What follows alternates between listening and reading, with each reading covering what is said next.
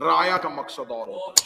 लेकिन हमें उस इश्क तक तो जरूर पहुंचना चाहिए जो हुसैन के साथियों के पास था,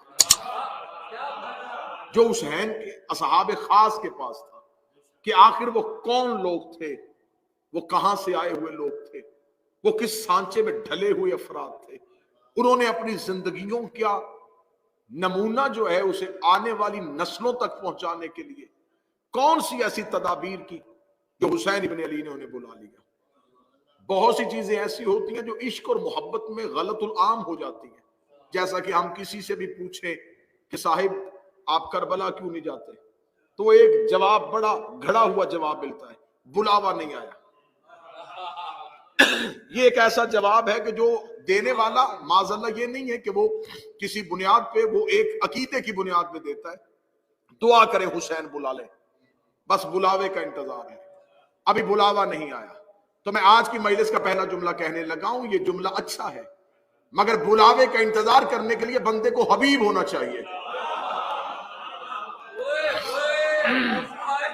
हाँ, अच्छी बात है कि आप हुसैन के बुलावे का इंतजार करें, लेकिन बुलावे के इंतजार के लिए भी हबीब होना चाहिए। हुसैन ने भी हर किसी को नहीं बुलाया। रैयत का काम है आका तक पहुंचना, उम्मत का काम है इमाम तक पहुंचना, प्यासे का काम है कुएं को तलाश करना, हमारा काम है इमाम तक पहुंचना। अब आज गुफ्तगू का मरकज व महवर होगा हजरत हबीब की जात। कौन थे ये हबीब इब्ने मुज़ाहर? इसको आपने जनाब हबीब को अक्सर मजालस में मुसाइब के उन्वान से सुना होगा। एक सनरसीदा, एक ऐसे ज़ईफुल उम्र सहाबी जिन्होंने अपनी ज़ईफुल उम्री के बावजूद हुसैन अलैहिस्सलाम के साथ जामे शहादत को नोश किया। पहला जुमला कहने लगा और सरकार आपकी तवज्जुहात की कदर। हबीब ज़ईफुल उम्र था, ज़ईफुल अकीदा नहीं था। बिस्मिल्लाह सर।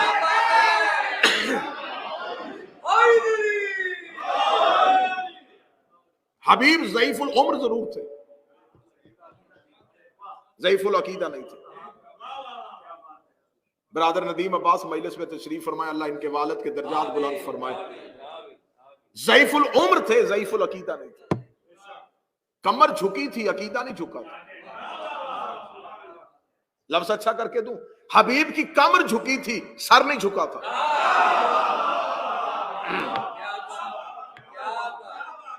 कमर में खम था, नजरिए में खम नहीं था। कौन था हबीब? जनाब मुज़ाहिर का बेटा। इसे मुज़ाहिर कह दिया जाता है, लेकिन ये मुताहर के वजन पे। मुज़ाहिर जनाब रसूल के सहाबी थे। जनाब रिसालत माब से हबीब के वालिद बहुत प्यार करते थे, रसूल की सोहबत में रहते थे। बनी असद के बुजुर्गों में इनका शुमार होता था। कूफे की कदीम आबादियों में से बनी असद आबाद थे। जनाब मुज़ाहिर मदीना के रहने वाले थे, रसूल से मोहब्बत किया करते थे। जनाब मुज़ाहिर के यहां अल्लाह ने एक बेटा दिया। रिसालत माब की बारगाह में यार फरमाया, या रसूल अल्लाह, अल्लाह ने मुझे बेटा दिया है, मैं चाहता हूं कि नाम आप तजवीज करें। जिस वक्त मुज़ाहिर रसूल से पूछने के लिए, रसूल की गोद में हुसैन बैठे थे।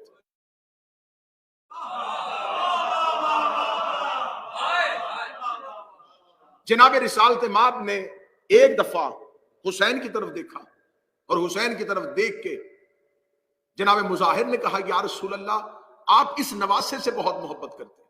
तो रसूल ने एक हदीस कही। रसूल ने कहा, मैं अल्लाह का हबीब हूं, ये मेरा हबीब है।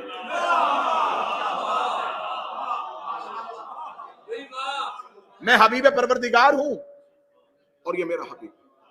मुज़ाहिर ने कहा, फिर अच्छा नहीं कि मैं अपने बच्चे का नाम हबीब ही रखूं ताकि वो इसका हबीब बने।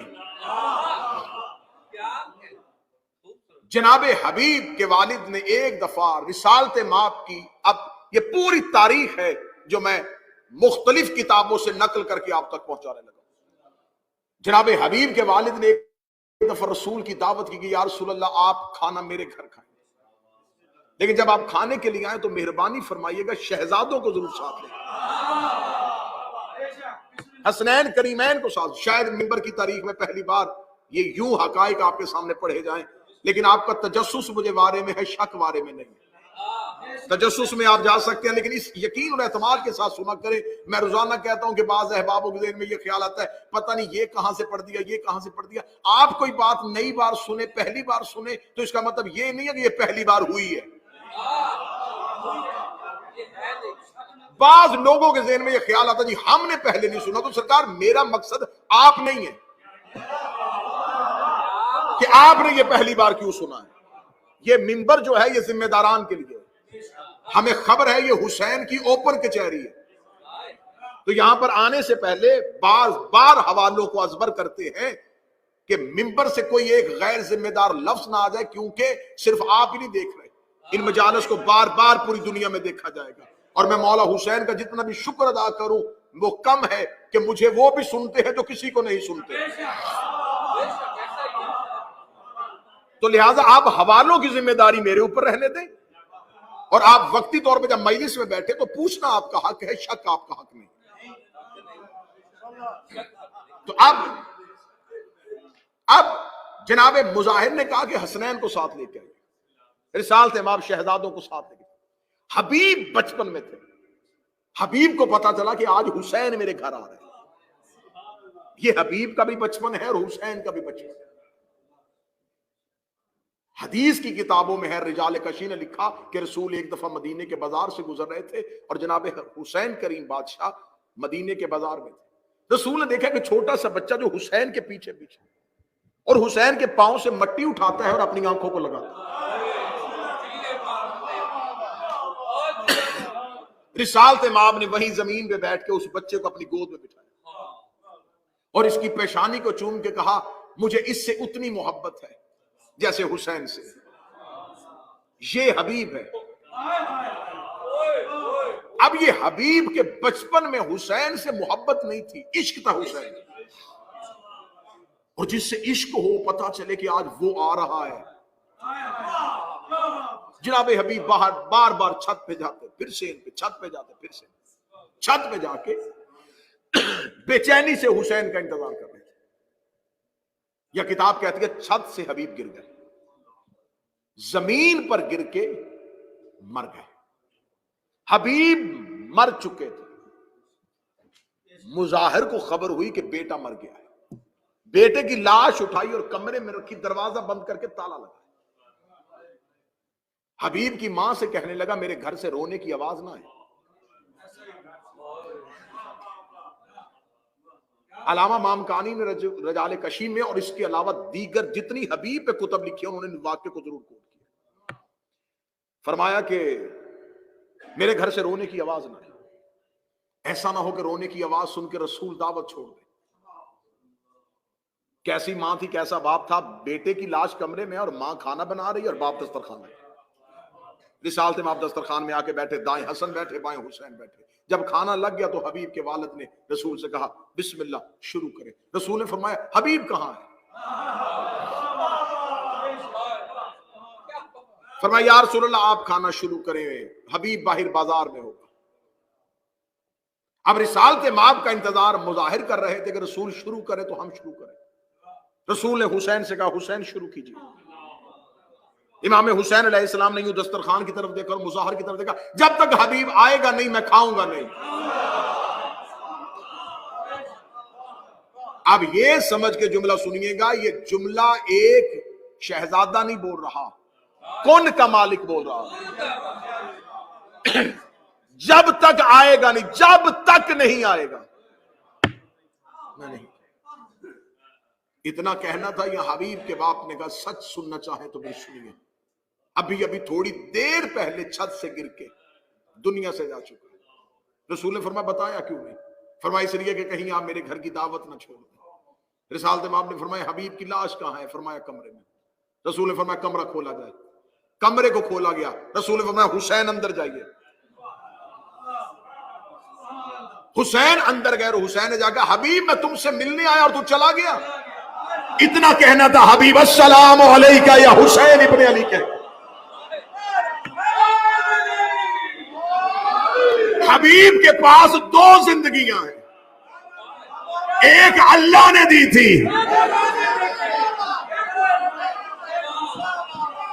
ایک حسین نے دیا۔ وہ بندہ بولے جو کربلا جا چکا ہے، جب کربلا جاؤ تو چاروں دروازوں میں سے جس دروازے کی طرف بھی حسین کے لیے ملنے کے لیے آؤ، تو آداب زیارت میں ہے کہ جاتے ہوئے زری سے الٹے قدم جایا جاتا ہے۔ حسین کی زری پہ جاؤ تو پہلے بھی حبیب کا سلام ہوتا ہے، واپسی پر بھی حبیب کا سلام۔ دو بار زندہ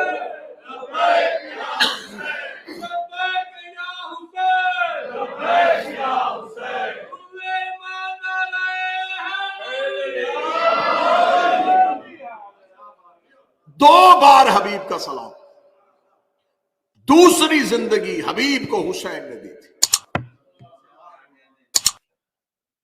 جناب حبیب کوفہ منتقل ہو چکے تھے بنی اسد قبائل کی وجہ سے، اور جب جناب مسلم کی آنے کی خبر پہنچی تو سب سے پہلے جناب مسلم کے ساتھ دینے والوں میں سلیمان بن سرد خزائی، جناب امیر مختار، جناب ہانی بن عروہ، ان بزرگوں کے ساتھ جو واضح کردار تھا وہ حبیب بن مظاہر کا تھا۔ لیکن جب جناب ہانی کے گھر جناب مسلم کو مہمان بنا کے ٹھہرا دیا گیا تو جو کوفہ سے باہر نکل کے دیگر قبائل سے مسلم کی بیعت لینے کے لیے گئے تھے وہ دو سردار تھے، ایک مسلم بن اوسجا اور ایک حبیب بن مظاہر۔ ان دونوں کو بھیجا گیا تھا کوفے سے باہر۔ جناب مسلم بن اوسجا کے لیے جناب مسلم بن عقیل نے کہا تھا کہ جس نے مسلم بن اوسجا کے ہاتھ پہ بیعت کی وہ سمجھے اس نے مسلم کی بیعت کی، جس نے مسلم کی بیعت کی اس نے حسین کی بیعت کی، جس نے حسین کی بیعت کی اس نے اللہ کی بیعت کی۔ جناب حبیب ابن مظاہر وقت شہادت مسلم بن عقیل کوفہ سے باہر تھے، جناب مسلم شہید ہو گئے۔ اب جناب حبیب کا کردار تاریخ بتاتی ہے کہ جناب حبیب اب کوفہ میں آئے اور کوفہ میں آ کے حسین ابن علی تک پہنچنے والے لشکر اور ان ٹولیوں کی سربراہی کرنی شروع کر دی۔ خبر پہنچی کہ حسین ابن علی مکہ سے نکل چکے۔ مکہ سے نکل کے پہلی منزل پہ آ کے حسین ابن علی نے ایک قاصد کو کوفہ کی طرف روانہ کیا، اور جو خط تھا اس خط کا عنوان، اس کا میں کیا حوالہ دوں، کتنی کتابوں کے نام لوں، میں ایک ہی حوالہ مستند دے دیتا ہوں۔ آج بھی کربلا میں حبیب کی قبر کے اوپر حسین کا وہ خط لکھا ہوا۔ اب آپ مجھے بتائیے کہ مجھے کتاب کا صفحہ بتانا ضروری تھا یا حبیب کی قبر کا کتبہ جو ہے اس کے اوپر آج بھی حسین کا خط لکھا ہوا۔ اس خط کے اوپر لکھا من حسین ابن علی الی رجل فقی حبیب ابن مظاہر، حسین ابن علی کی طرف سے ایک رجل فقی حبیب ابن مظاہر کی طرف۔ ان پڑھ کسی کو مولوی کہے تو اور ہے،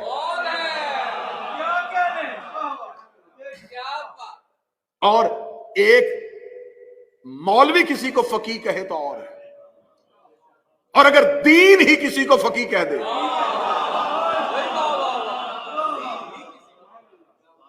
فقی کہتے ہیں جسے دین کی سوجھ بوجھ ہو، دین کے ارکان کے بارے میں جانتا ہوں۔ اور یہ کہہ کون رہا ہے؟ حسین۔ حسین ابن علی کہہ رہے ہیں رجل فقی۔ اب میں بتاؤں گا یہ رجل فقی کیسے صادر آیا تھا۔ جناب حبیب کو حسین ابن علی کا خط پہنچا۔ جب حبیب کو خط پہنچا تو حبیب بازار میں خضاب خرید رہے تھے داڑھی پہ لگانے کے لیے۔ قاصد نے آ کے بتایا تم میں سے حبیب کون ہے؟ فرمایا میں۔ فرمایا خط ہے حسین ابن علی کا۔ فرمایا میرے آقا مکہ میں ہے؟ فرمایا مکہ چھوڑ چکے، پہلی منزل پہ کوفہ آ رہے ہیں۔ کہتے ارادہ یہی ہے۔ حبیب نے وہیں پہ خضاب زمین پہ پھینکا۔ دکاندار نے کہا حبیب تو نے خضاب خریدا تھا، زمین پہ کیوں پھینک دیا؟ فرمایا اب یہ داڑھی لہو سے تر ہو۔ اب آپ کو بتاؤں کہ حبیب کس منزل پہ فائز تھے، یہ منزل سنیے گا۔ میں اس وقت کا واقعہ پڑھنے لگا ہوں جب ابھی کوئی کربلا کے آثار نہیں تھے، بالکل امن کا زمانہ تھا، اور کوفے میں بنی اسد کی بیٹھک کے باہر حبیب گھوڑے پہ کھڑے تھے۔ یہ آباد کوفہ ہے اور حالات پر امن ہے۔ حبیب گھوڑے پہ بیٹھے ہوئے ہیں جب جناب میسم تمار سامنے سے آئے۔ میسم بھی گھوڑے پہ سوار ہے۔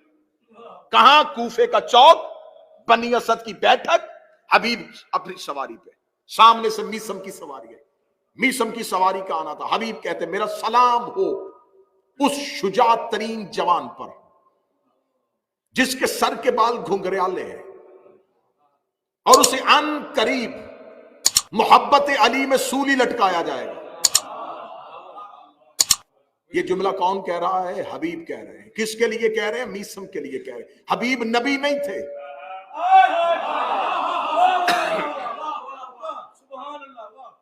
गैब की इल्में और खबरें सिर्फ और सिर्फ हुज्जत जानती है या नबी जानती है?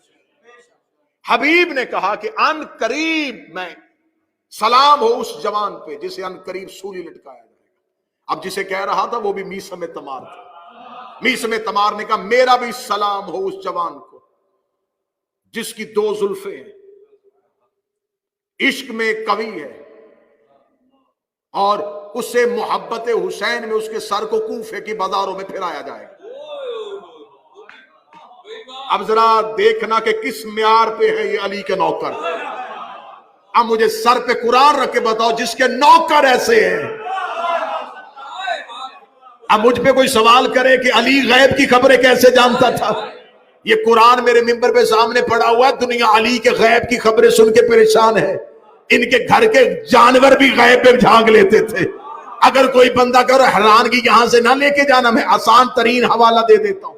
अहले सुन्नत ने भी अपनी किताबों में लिखा है जब रिसालत इमाम मक्का से हिजरत करके मदीना आए तो हर एक की ख्वाहिश थी नबी मेरे घर रुके, नबी मेरे घर रुके, नबी मेरे घर रुके। नबी ने अपनी ऊंटनी की महार को छोड़ दिया, जहां जाके कसवा बैठेगी मैं उसी घर का मेहमान बनूंगा। वो कसवा बैठी अबू अयूब अंसारी के दरवाजे पे, रसूल बन गए अबू अयूब अंसारी के मेहमान। इसका मतलब रसूल ने कसवा के इंतखाब को अपना इंतखाब समझा या फिर इंतखाब मोहम्मद को कसवा समझती थी, ऊंटनी समझती थी कि मोहम्मद कहां बैठना चाहते हैं। जब हमने उलमा से पूछा ये ऊंटनी का फैसला नबी ने माना है या नबी ने ऊंटनी के फैसले को समझा है या ऊंटनी ने नबी के फैसले को समझा है? कहते हैं ये ऊंटनी नबूवत का मजाक समझती थी। हमने कहा ये तो जानवर है। कहते बेशक जानवर है लेकिन इसके पुष्ट पे नबी बैठा करते थे, नबी बैठा करते थे, नबी बैठा करते थे।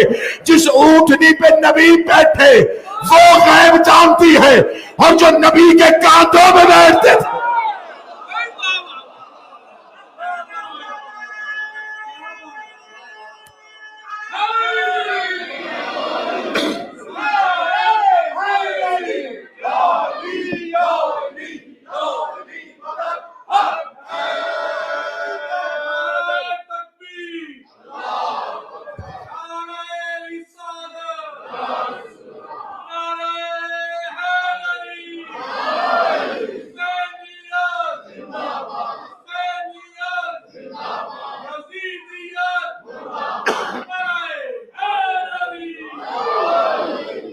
मतवज्जो साहब। जनाब मीसम तमार ने कहा मैं सलाम हो मेरा भी उस मर्द मोमन पे। अब हबीब भी मीसम को उसकी मौत के बारे में बता रहे। इसका मतलब हबीब जानता था कि मीसम ने कब मरना है और मीसम जानता था कि हबीब ने कैसे मरना है। ये इल्म हबीब और मीसम तक कैसे पहुंचा? अभी ये दोनों ने यूं बात की और हबीब का घोड़ा इधर गुजर गया, मीसम का उधर गुजर गया। जो लोग बनी असद के बैठे थे उन्होंने कहा अस्तगफिरुल्लाह अल अयाज़ु बिल्लाह। कैसे हैं ये लोग? अस्तगफिरुल्लाह, गैब की खबरें, कितने बड़े बड़े दावे करके चले गए।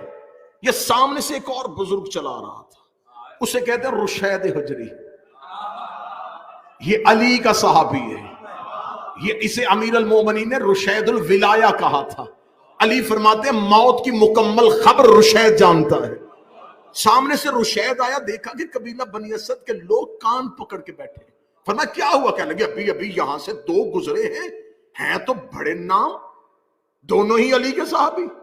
एक ने कहा कि मीसम तुम्हें सूली लटकाया जाएगा, और वो मीसम जो है वो जिसे इतना हम सच्चा कहते हैं, जिसकी कूफे वाले इतनी इज्जत करते हैं कि अली का नौकर है, वो कहता है कि तेरा सर कूफे में फिराया जाएगा। इतना कहता रुशैद कहते अच्छा मीसम एक बात भूल गया, उसने ये नहीं बताया कि हबीब के कातिल को 200 दिरहम अनाम भी दिया जाएगा।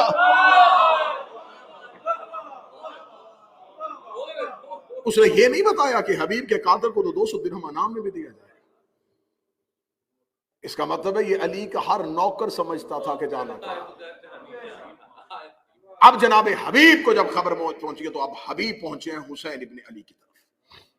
خط کے ساتھ بلوائے گئے. رجل فقیہ کہہ کے حبیب کو بلوایا گیا. جناب مسلم بن اوسجا اور جناب سعید بن عبداللہ یہ دونوں ہم رکاب حبیب ہیں. یہ دونوں اکٹھے پہنچتے ہیں. کل میری گفتگو ہو رہی تھی جناب عباس پہ. ایک گوشہ خالی رہ گیا تو وہ پہنچانا بڑا ضروری میں سمجھتا ہوں, اور وہ بڑا غلط العام ہو رہا ہے, اور جو بچے آج کل ریسرچ کر رہے ہیں ان کے لیے وہ بڑا مشکل پیدا کر رہا ہے کہ کربلا میں شمر ملعون نے عاشور میں ابن زیاد کی طرف سے ایک امان نامہ دیا تھا, اور وہ امان نامہ تھا حضرت عباس اور حضرت عباس کے بھائیوں کے لیے. اور اس امان نامے کی وجہ یہ تھی کہ شمر جو ہے اس کا تعلق حضرت عباس کی والدہ کے قبیلے سے تھا. یہ بات اتنی مشہور کی گئی ہے کہ بعض جگہوں پہ باقاعدہ رشتہ معاذ اللہ ثم معاذ اللہ لکھ دیا جاتا ہے کہ رشتے کے اعتبار سے ماموں تھا, کیونکہ جناب ام البنین کا جو قبیلہ ہے, جو نسل ہے, جو خاندان ہے, اسی کے ساتھ ہی شمر کا تعلق تھا. پوری ذمہ داری کے ساتھ, مکمل منبر کی خطیبانہ دیانتداری کے ساتھ, شمر کا تعلق بنی کلب سے تھا. عباس مولا کی ماں کا تعلق بنی کلاب سے تھا. دونوں قبیلوں میں فرق ہے. وہ بنی کلاب میں سے تھی, یہ بنی کلب میں سے تھی. بنی کلب یہ وہ عرب کا قبیلہ تھا جو صحراؤں میں بھیڑے پالا کرتا تھا, بھیڑے پال کے شہروں میں جا کے بیچا کرتا تھا. شمر ملعون کا تعلق بنی کلب کے ساتھ ہے.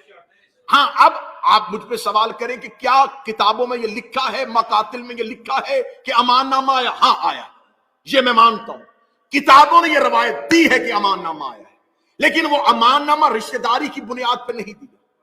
میں نے آپ کو شاید دوسری یا تیسری تقریر میں بتایا تھا کہ حسین کے پاس کل 4 علی تھے. ایک مجلس میں نے بتایا, جناب محمد حنفیہ, جناب مسلم بن عقیل, جناب عباس ابن علی, اور جناب عبداللہ ابن جعفر طیار. محمد حنفیہ کو مدینے چھوڑا, عبداللہ ابن جعفر طیار کو کوفے بھیجا, مسلم بن عقیل کو مکہ چھوڑا, جناب عبداللہ ابن جعفر طیار کو, مسلم کو کوفہ بھیجا, صرف اکیلے عباس کو لے کے گئے. اب کربلا میں یزید اور یزید کے لشکر کو خوف تھا عباس کا. شمر ملعون نے جا کے ایک بھیانک سازش کی. اس نے جا کے کہا کیونکہ ہماری تمہارے قبیلے کے ساتھ ایک تعلق داری ہے بنی کلب کی بنی کلاب سے, لہذا میں تمہیں اور تیرے بھائیوں کو یہ امان نامہ لکھوا کے لے کے آیا ہوں ابن زیاد سے. اگر عباس اور عباس کے بھائی میدان کربلا سے چلے جائیں محفوظ رستہ دیں گے, ان کی زندگیوں کو امان ہے. عباس تجھے اور تیرے بھائیوں کو میں ابن زیاد سے امان نامہ لکھوا کے لے کے آیا ہوں. اب یہ وقت ہے عاشور کا, یہ وقت ہے میدان کارزار کا. کاش وقت ہوتا تو عباس تفصیلی جملے پڑھتے. حسین نے کہا عباس اس کا جواب دے. عباس گھوڑے کی زین پہ آئے. حضرت عباس نے ایک ہی جملہ کہا تبت یدا کا, تیرے ہاتھ ٹوٹے. اب علمی جو لوگ بیٹھے وہ اس گہرائی کو سمجھنا. اب وقت نہیں تھا, میدان جنگ ہے اور گھمسان کرن ہے. عباس نے ایک جملہ کہا تبت یدا کا, تیرے ہاتھ ٹوٹے. یہ لہجہ عباس نہیں ہے, یہ آیت قرآن ہے. کس کے لیے آئی تھی؟ ابو لہب کے لیے. تبت یدا ابی لہب, اے ابو لہب تیرے ہاتھ ٹوٹے. ابو لہب کا آج بھی تاریخ مغالطے میں ہے کہ ابو لہب رسول کا چچا تھا, لیکن ابو لہب رسول کا چچا نہیں تھا. پلا بنی ہاشم میں تھا لیکن خونی نہیں تھا. اس کی ماں لونڈی تھی, حضرت عبد المطلب کی کنیز اپنا بیٹا لے کے آئی تھی. پلا تھا اس قبیلے میں لیکن کہلوانا شروع کیا کہ میں بنی ہاشم ہوں. خدا نے کہا تبت یا تیرے ہاتھ ٹوٹے. یہ جملے ابو طالب کے لیے, ابو لہب کے لیے آئے تھے کہ ابو لہب بیٹا کسی اور کا ہے, پلا کسی قبیلے میں ہے. عباس نے وہی اللہ کا لہجہ استعمال کیا, اے شمر تیرے ہاتھ ٹوٹے, تو بیٹا کسی اور کا ہے, نسبت کسی اور سے دے رہا.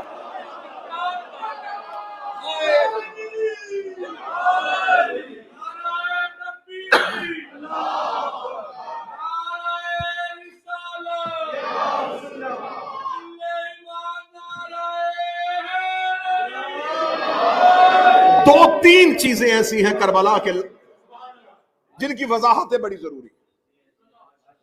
جناب محمد حنفیہ مولا علی کے بیٹے، ان کے لیے آج تک تاریخ نے، مورخ نے مشکوک کیا ہے محمد حنفیہ کا کردار، یہ کہہ کے کہ جناب محمد حنفیہ نے معاذ اللہ العیاذ باللہ امامت کا دعویٰ کیا تھا. محمد حنفیہ نے دعویٰ امامت نے کیا. ہاں یہ ہے کہ کچھ لوگوں نے محمد حنفیہ کو امام کہا تھا. اس فرقے کو فرقہ کیسانیہ کہا جاتا ہے. اس کے اثرات دنیا میں ختم ہو چکے، لیکن آذربائیجان اور مصر میں کہیں کہیں اس فرقے کے لوگ اب بھی پائے جاتے ہیں. ان فرقے والوں کے پاس دلیل کیا تھی؟ متوجہ ہیں بات کی جانب؟ ان کے پاس دلیل یہ تھی کہ بعد از شہادت حضرت امام حسین انہوں نے سید الساجدین کی امامت کو نہیں مانا. انہوں نے اپنی امامت کا تعلق منتقل کر دیا تھا جناب محمد حنفیہ کے. اور ان کے پاس دلیل کیا تھی؟ وہ دلیل یہ دیتے تھے کہ مولا علی کے بعد امام حسن امام بنے. پھر امام حسن کا بیٹا امام نہیں بنا، علی ہی کا دوسرا بیٹا امام بنا. تو اب اگر حسین شہید ہو گئے ہیں تو جیسے امامت نسل حسن میں نہیں گئی تو اب یہ نسل حسین میں بھی نہیں جائے گی، یہ نسل علی ہی میں رہے گی. تو لہٰذا اگر علی کا بیٹا زندہ کوئی موجود ہے تو امام علی کا بیٹا ہوگا.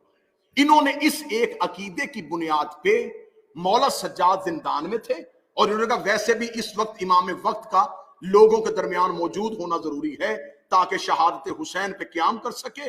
تو انہوں نے محمد حنفیہ کی امامت کا اعلان کر دیا اور مدینے میں یہ کہنا شروع کر دیا کہ مدینے والوں پریشان ہونے کی کوئی ضرورت نہیں، اگر حسین شہید ہو گئے ہیں تو اگلا امام علی کا یہ بیٹا محمد حنفیہ ہے. اب یہاں پر محمد حنفیہ خاموش رہے. اس خاموشی کو مورخ نے مشکوک کر دیا. مورخ یہ کہتا ہے کہ اگر محمد حنفیہ اس امامت پہ راضی نہیں تھے تو وہ خاموش کیوں رہے؟ اب ہمیں اس سوال کا جواب ڈھونڈنے کے لیے اس دور میں جانا پڑے گا.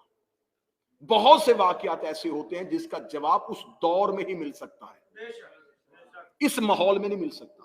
اس ماحول میں جانا پڑے گا. جب ہم اس ماحول میں گئے تو ایک بہترین جواب ملا. جب جناب محمد حنفیہ کے لیے ان لوگوں نے امامت کا اعلان کیا تھا اس وقت سید الساجدین شام کے زندان میں تھے اور دمشق میں ایک سازش کر لی گئی تھی کہ قتل حسین کے بعد آنے والا امام یہ سجاد اور اس کے بعد آنے والا امام محمد باقر ہے. دونوں باپ اور بیٹا کو شام کے زندان میں قید کرو. اس قید کو اتنا طولانی کرو، اتنا لمبا کرو کہ نسل امامت یہیں پہ ختم ہو جائے. اگر سجاد ضعیفی کی وجہ سے زندان میں مر جائیں تو اس کے بعد جو بیٹا باقر ہے یہ کم سن ہے، لہٰذا اسے بھی زندان میں رکھو تو نسل امامت یہیں سے قطع ہو جائے تاکہ ہم قتل حسین کے بعد اپنا اصل ہدف پا سکے کہ ہم نے صرف محمد کا بیٹا قتل نہیں کرنا تھا، ہم نے نسل محمد اور نسل امامت کو قطع کر دیا ہے. پھر ہم بنی امیہ بلا شرکت غیر دنیا میں حکمرانی کر سکیں گے. ادھر دمشق میں بند کمرے میں یہ سازش ہوئی، ادھر مدینے میں لوگوں نے، کچھ لوگوں نے محمد حنفیہ کی امامت کا اعلان کر دیا. خبر دمشق پہنچ گئی کہ تم سجاد کو قید کر کے بیٹھے ہو، یہ تو امام ہے ہی نہیں.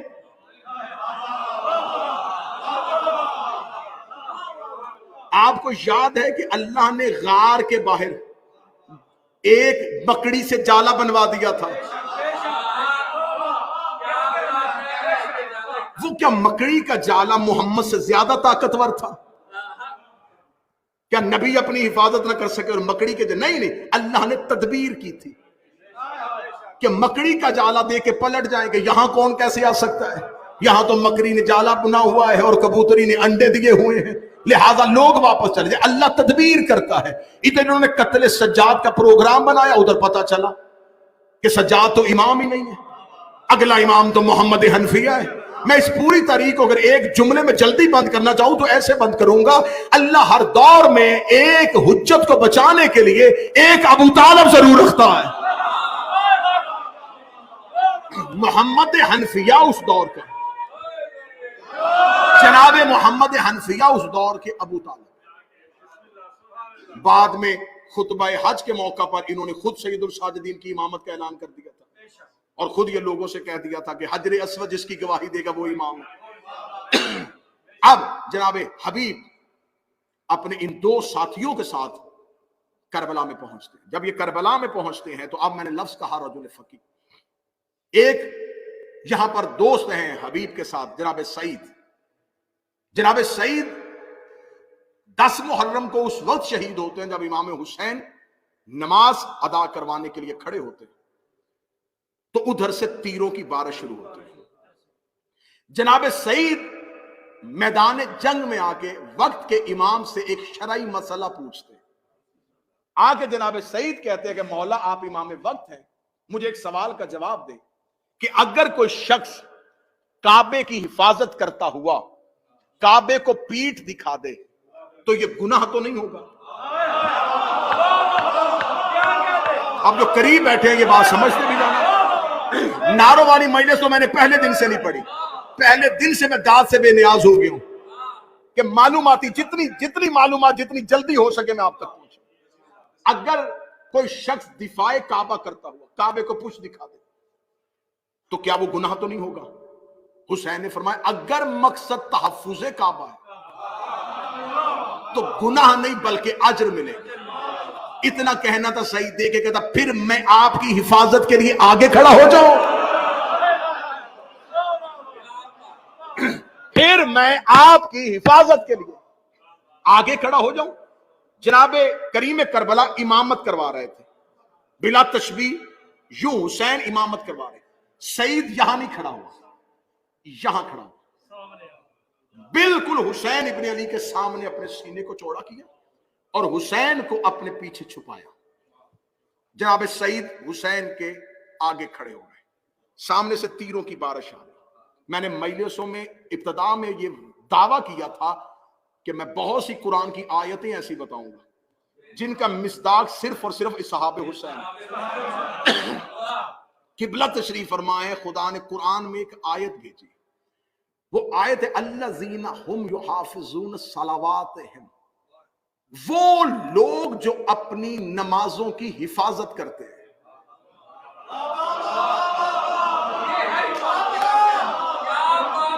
اتنی آیت کے ٹکڑے میں لطف ہی نہیں ہے, لطف تو اگلی آیت میں. اولئک هم الوارثون, اللہ نے انہیں ہی وارث بنایا ہے. کس کا؟ الذین یورثون الفردوس, اللہ نے انہیں جنت کو میراث میں دے دیا ہے. یہ آیت قرآن میں آئی ضرور تھی لیکن اس آیت کا کوئی مصداق نہیں مل رہا تھا. نماز قائم کرنے والے مل رہے تھے, نماز ادا کرنے والے مل رہے تھے, یہ پتہ ہی نہیں چل رہا تھا کہ نماز کی حفاظت کیسے کی جاتی ہے. ادھر سعید حسین کے آگے کھڑے ہوئے, اتنے تیر لگے سعید ابن عبداللہ کے جسم پہ کہ ایک بھی جسم کا حصہ بغیر تیروں کے نہیں تھا. ادھر حسین نے آخری سجدہ مکمل کیا, یا سعید کا سر حسین کے زانو پہ آیا, سعید حسین کے زانو پہ گرے. حسین نے سعید کا سر اپنے ہاتھوں پہ لیا, سعید کی آنکھوں میں آنسو تھے. حسین نے فرمایا سعید کیوں رو رہا ہے؟ کہنے لگا مولا شہادت مل گئی. مولا یہ بہت بڑا اعزاز ہے, اور اس سے بڑھ کے بھی اعزاز کیا ہوگا کہ نوکر کا سر مالک کے زانو پہ ہے, اور اس سے بڑھ کے بھی کرم کیا ہوگا کہ نوکر کا چہرہ امام کے ہاتھوں پہ ہے. رو اس لیے رہا ہوں کہ ایک نماز ایسی رہ گئی جو میں نے آپ کے پیچھے نہیں پڑھی. حسین نے سعید کا ماتھا چوم کے کہا تو نے نماز پڑھنے کی حسرت کی ہے, اللہ نے تیرے لیے قرآن میں کہا تھا جو نمازوں کی حفاظت کرتے.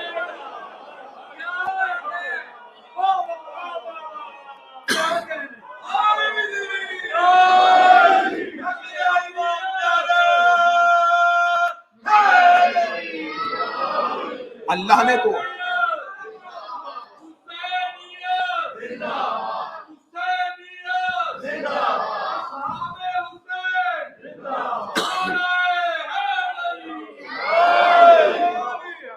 اللہ نے تو تمہیں جنت کا وارث بنا دیا.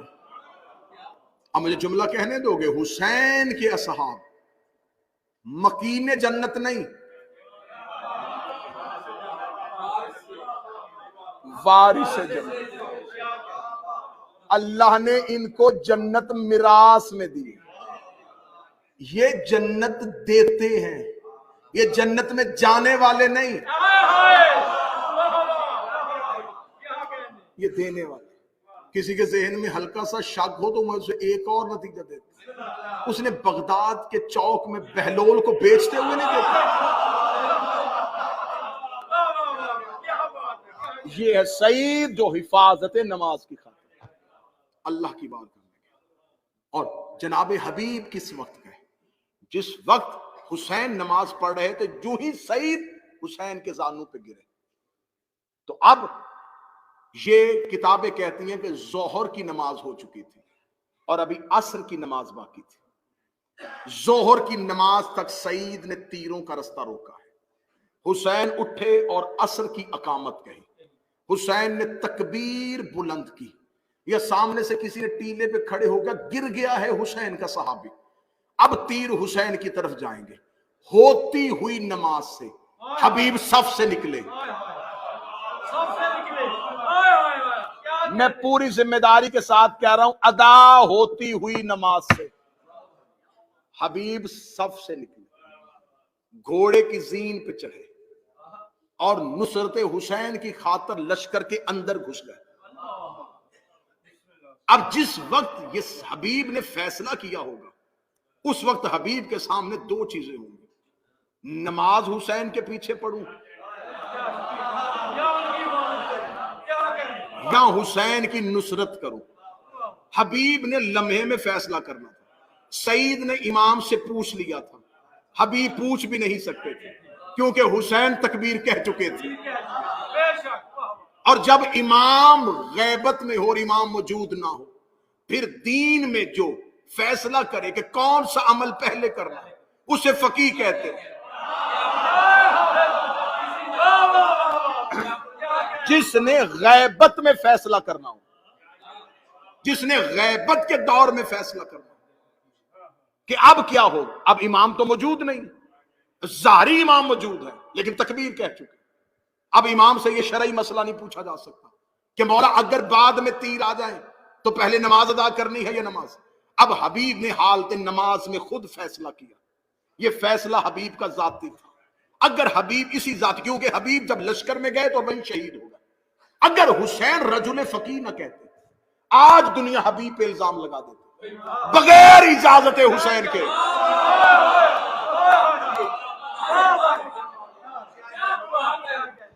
اتنا بڑا فیصلہ کیسے کر دیا کہ ہوتی نماز سے نکل گئے. اس لیے حسین نے جب بلایا تھا اس وقت ہی کہہ دیا تھا فقیہ آ رہا ہے. کل کو جب حبیب یہ فیصلہ کرے تو حبیب پہ الزام نہ لگانا، یہ حبیب کا فیصلہ نہیں، وقت کے فقیہ کا فیصلہ. اور فقیہ وہ ہوتا ہے جسے دین میں فیصلے کا اختیار امام دے.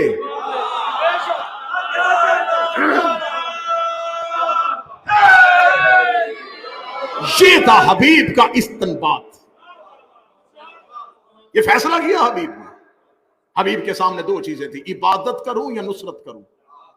حبیب نے نصرت کو چن لیا.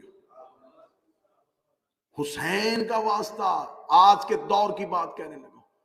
عزاداری کو عزاداری رہنے دو، نماز کو نماز رہنے دو.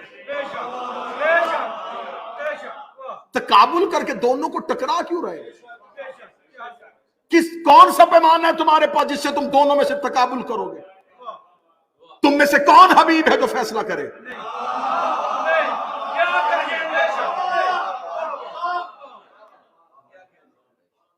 ممبر پہ سوال آ جاتا ہے، ممبر پہ ندیم بھائی بیٹھتے، ممبر پہ چٹ آ جاتی ہے، ماتم افضل ہے یا نماز؟ میں نے بڑے بڑے خطبہ کو چٹ پھاڑ کے پھینکتے دیکھا. انہیں پتا ہے کہ ماتم کہیں گے تو بعد میں نمازی پکڑ لیں گے، نماز کہیں گے تو دروازے پہ ماتمی پکڑ لیں گے. میں نے پھر بی بی سے خیرات مانگ کے یہ ممبر پہ جواب میں نے پہلی بار دیا تھا، اور اس کے بعد بہت سے خطبہ نے دیا. میں نے ممبر پہ یہ جواب دیا تھا، یہ فیصلہ ہمیشہ وہ کرتا ہے جس نے دونوں میں سے ایک چھوڑ نہیں ہوتا.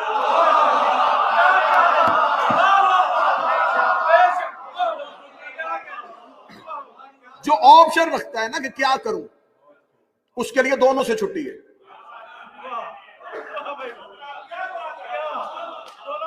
نمازی کو چاہیے کہ عزادار کی توہین نہ کرے، عزادار کو چاہیے کہ نمازی کی توہین. عزاداری نصرت حسین ہے، نماز عبادت پروردگار. یہ فوری طور پہ فیصلہ کر دینا جی یہ دیکھیں جی یہ دیکھیں. یہ دیکھیں جی معاذ اللہ ثم معاذ اللہ ماتمیوں کے پورے کے پورے. اب اگر کوئی شراب بھی پیتا اور قرآن بھی پڑھے اور مجھ جیسا کم علم خطیب ممبر سے کہہ دے کہ لو جی شرابی قاریان قرآن ہو گئے، تو ایک شخص کی وجہ سے میں سارے قاریوں کو غلط نہیں کہہ سکتا. ایک شرابی کی وجہ سے میں قاریان قرآن کو غلط نہیں کہہ سکتا. تو اگر کوئی ایک نشئی ماتمیوں میں آ جاتا ہے تو اس ایک کی وجہ سے سارے ماتمیوں کو غلط کہنا کہاں کا انسان. حلقہ ماتم کی عزت کو سمجھو. نہیں جی آپ ہاں بہتر ہے، ماتمی سب سے بہتر چیز ہے. ماتمی کو نمازی ہونا چاہیے، نمازی کو ماتمی ہونا چاہیے. لیکن زیادہ دیکھیں ماتم 1 گھنٹہ قمیض اتار کے حلقے میں کھڑے ہو کے سینہ پیٹنا یہ ماتم ہے. 5 منٹ مصلی پہ کھڑے ہو کے اٹھنا بیٹھنا یہ نماز ہے. بندہ آسانی سے مشکل کی طرف دیر سے جاتا ہے، مشکل سے آسانی کی طرف جلدی آ جاتا ہے.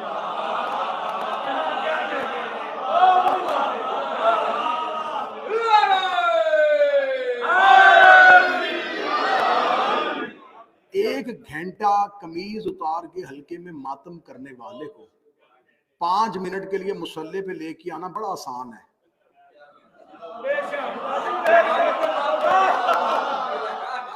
5 منٹ مصلی پہ کھڑے ہونے والے کو قمیض اتروا کے حلقے پہ کھڑا کرنا یہ مشکل ہے. اگر یہ ریت ڈالنی ہے تو یہ غلط پڑ جائے گی. میں 1 گھنٹے کا ماتمی 5 منٹ کے لیے لے آؤں گا،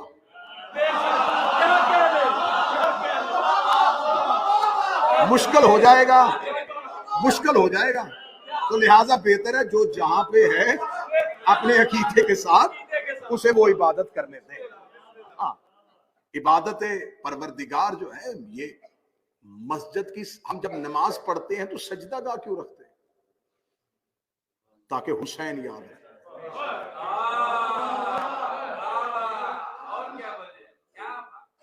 نمازی بڑا اچھا ہوتا ہے وہ نمازی جو ماتمی ہو، بڑا بہتر ہوتا ہے وہ ماتمی جو نمازی ہو. اس لیے میرے چوتھے شہنشاہ کا لقب ہے زین العابدین. عابدین کی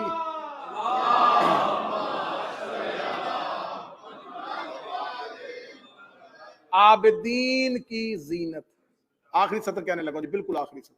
عابدین کی زینت، عبادت گزاروں کی زینت. زینت کہتے پہچان کو. اللہ قرآن میں کہتا مال اور اولاد جو ہے تمہاری زینت. زینت مطلب پہچان. سورج آسمان کی زینت ہے. زینت مطلب پہچان. جس سے پہچان ہو اسے زینت کہتے ہیں. نمازیوں کی، عبادت گزاروں کی پہچان کا نام سجاد ہے. حسین سے بڑا نمازی کون؟ علی کی تو شہادتی نماز میں ہوئی، جس کا سجدے میں 2 آئمہ کا سر سجدے میں کٹ رہا، دونوں زین العابدین نہیں. یہ زین العابدین چوتھے کو کیوں بنایا؟ قیامت والے دن عبادتیں پرکھنے کے لیے سجاد کو کیوں کھڑا کیا؟ اگر سجاد کو کھڑا کیا تو کھڑا اس لیے کیا ہے عبادت گزاروں کی اسے پہچان، اسے معیار، اسے قسمتی، اسے ترازو ہی اللہ نے اس لیے بنایا ہے کہ کوئی ماتمی یہ کہہ کے سجاد سے اگر نمازوں میں چھوٹ لے کہ میں تو عزاداری کر رہا تھا اور عزادار ہوں تو نمازوں کی چھوٹ دے دے، تو سجاد سے بڑا عزادار کوئی نہیں. اور اگر کوئی نمازی جنت میں جانے کی کوشش کرے کہ میں ماتم میں نہیں کیا، نماز پڑھ رہا تھا، تو سجاد سے بڑا نمازی بھی کوئی نہیں ہے. جو عبادت گزار ہے وہی عزادار. کتنا ماتم کر لو گے؟ 9 گھنٹے 10 گھنٹے؟ کتنی زنجیر مار لو گے؟ 40 سال رہو رویا ہے حسین کا.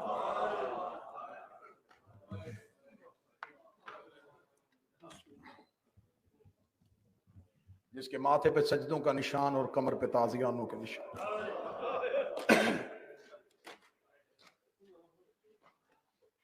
حبیب نے فیصلہ کر لیا کہ عبادت پروردگار سے نکل کے نصرت حسین کی طرف چلے. آج بھی لوگ حبیب کے فیصلے کو سلام کر رہے ہیں. نصرت حسین کرنے کے لیے عشق حبیب ہونا چاہیے. جنگل میں 3 دن کا پیاسا کہہ رہا تھا کوئی ہے جو میری مدد کرے.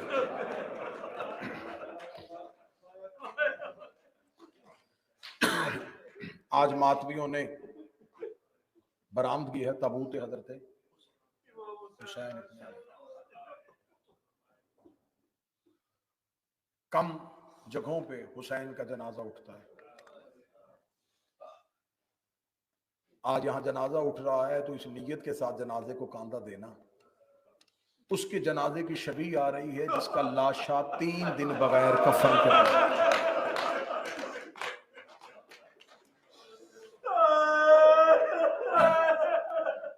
میں کربلا میں تھا 40 کے لیے، قبلہ ترابی صاحب 40 پہ تھے. بڑی مشکل ہوتی ہے زائر کے لیے آخری زیارت. جب زائر آخری بار قبر حسین پہ الوداعی زیارت کے لیے جاتا ہے نا تو اس کی چیخیں نکلتی ہیں. 10 دن رہے کربلا، 8 دن رہے، اتنی بے چینی نہیں ہوتی جتنی الوداعی زیارت میں ہوتی ہے.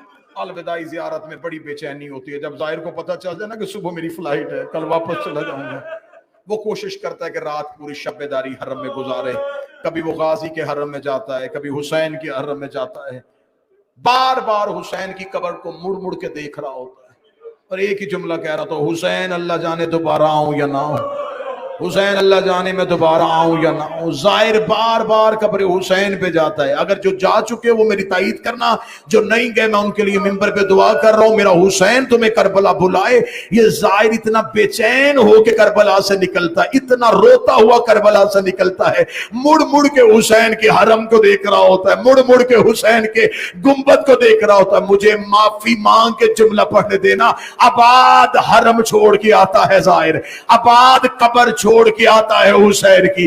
ہزاروں نکل رہے ہوتے ہیں تو ہزاروں آ رہے ہوتے ہیں. اگر اس جملے کو سمجھنا ہے تو کبھی کربلا میں کھڑے ہو کے سمجھنا. آج ہم آباد قبر چھوڑ کے جاتے، ہمیں اتنی تکلیف ہوتی ہے.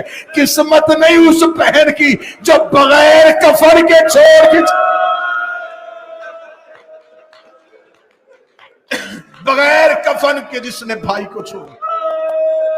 مکمل شہادت کا وقت نہیں ہے، وقت زیادہ 3 یا 4 منٹ اور مصحف پڑھنا. قبلہ حافظ کفایت صاحب نے اپنی کتاب میں لکھا، امت نے 7 حصوں میں حسین کی لاش کو تقسیم کر. ان ملعونوں نے حسین کی لاش کو 7 حصوں میں تقسیم کر. لاشا حسین 7 حصوں میں تقسیم ہو چکا تھا. ایک ملعون بجدل ابن کلبی وہ ہے جس نے حسین کی عبا اتاری ہے. ان میں سے ایک زخیر ابن جعفر وہ ہے جس نے حسین کی قبا اتاری ہے. اس میں سے ایک ملعون سعد وہ ہے جس نے حسین کا امامہ اتارا ہے. کوئی حسین کی عبا لوٹ کے لے گیا، کوئی حسین کی قبا لوٹ کے لے گیا. ایک ملعون نے حسین کے کمر بند پہ ہاتھ رکھا، غریب کی لاش ہل گئی. آواز آئی، حیا کر، میری لاش میں میری بہنوں نے آنا ہے، میری لاش میں میری بیٹیوں نے آنا ہے. مکمل شہادت کا وقت نہیں، ایک روایت پڑھوں گا اور منبر چھوڑوں گا. اسی روایت میں آئے گا غریب کا جنازہ. ان ملعونین میں سے ایک ملعون وہ ہے جس میں آج بھی میرا 12واں پردے پہ لعنت کرتا ہے. زیارت ناہیہ میں میرا 12واں آج بھی امامہ اتار کے چیخے مار کے جس کا نام لے کے لعنت کرتا ہے. یہ ملعون وہ تھا جس نے حسین کی انگوٹھی اتاری تھی، جس نے حسین کی انگشتری اتاری تھی. یہ ملعون خود روایت کرتا ہے، کہتے جب میں لاشا حسین پہ پہنچا، نہ حسین کے بدن پہ عبا تھی، نہ حسین کے بدن پہ قبا تھی، نہ حسین کے سر پہ امامہ تھا. کہتا میری نظر پڑی حسین کے ہاتھ پہ، غریب کے ہاتھ پہ ایک انگوٹھی نظر آئی. میں نے کہا میں یہ انگوٹھی نکال لیتا ہوں. یہ کمینہ کہتا میں لاش کے قریب بیٹھا، میں نے انگوٹھی اتارنے کا ارادہ کیا. حسین کی انگلی لہو سے اتنی بھری تھی، اتنے تیر لگے تھے حسین کے ہاتھ پہ، مجھ سے انگوٹھی نہ اتری. یہ ملعون کہتا کسی نے اعلان کر دیا کہ خیموں سے مال لوٹا جا رہا ہے. کہتا مجھے خیمے کے مال لوٹنے کی جلدی تھی. میں نے جلدی سے کربلا کے صحرا میں دوڑا، 2 پتھر पत्थर उठा के लाया, एक पत्थर पे हुसैन का हाथ रखा, अपनी जेब से खंजर निकाला, हुसैन की उंगली पे खंजर रखा, दूसरे पत्थर से जर्ब मारी। यह एक काले बुर्के वाली बीबी की चीख है, आवाज आई, हया कर, मुझे बता, मैं उतार के दे दे। मैंने चकिया पीस के पास